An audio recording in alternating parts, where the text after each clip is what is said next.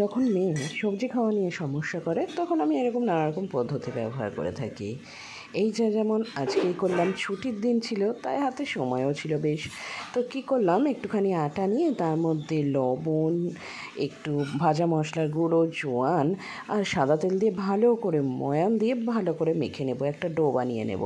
তারপরে তো আসবে মেন খেলা, যে এইটার ভেতরে আমি পুর দেবো কি। পুর বানানোর জন্য বাড়িতে থাকা যে কোনো সবজি আমি ব্যবহার করে নেব। তো এই ভাবতে ভাবতে কী বললাম, মেয়ে তো ঝিঙে খাওয়া নিয়ে সমস্যা করে, কেননা ঝিঙের পুরটা দিয়ে দিই। ঝিঙেগুলো বেশ ভালোই ছিল, কচি কচি ছিল, নরম ছিল। তো ঝিঙেটাকে দিয়ে পুর দেবো। তো সেই পুরটাই কীভাবে দিচ্ছি না দিচ্ছি, কীভাবে বানাচ্ছি, সেটাই জানার জন্য দেখতে থাকো ব্লগটা।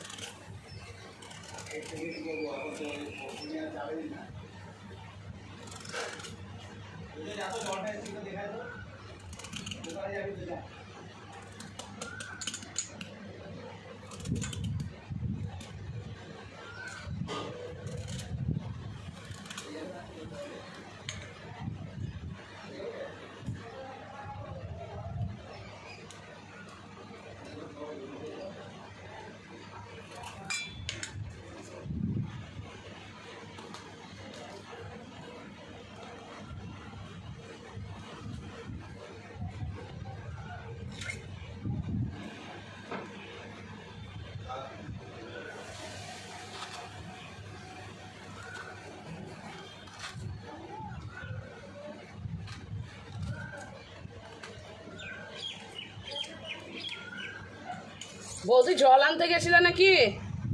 জল এসছে আজকে? যাওনি?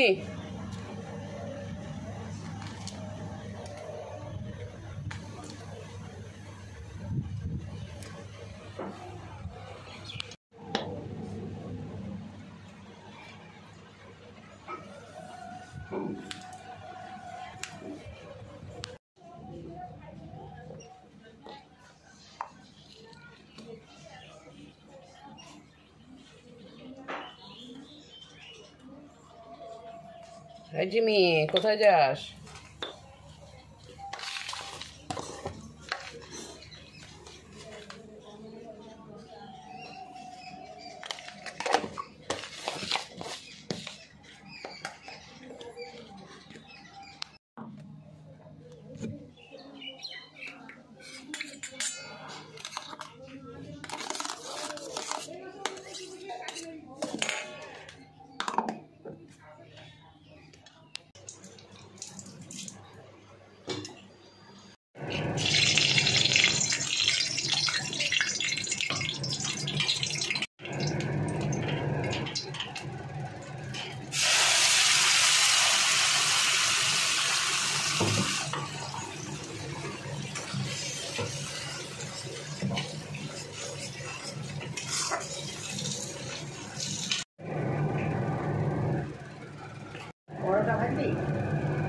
পরোটাও করতে পারি, লুচিও করতে পারি, যেটা ভালো হবে।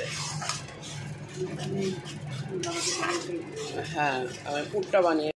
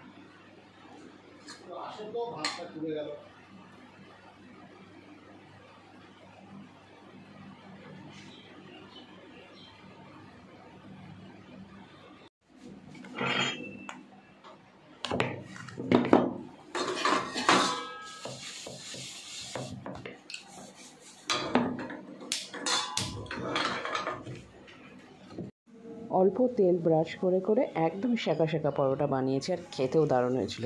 তোমরা অবশ্যই বাড়িতে এটাকে একবার বানিয়ে আমাকে জানিও।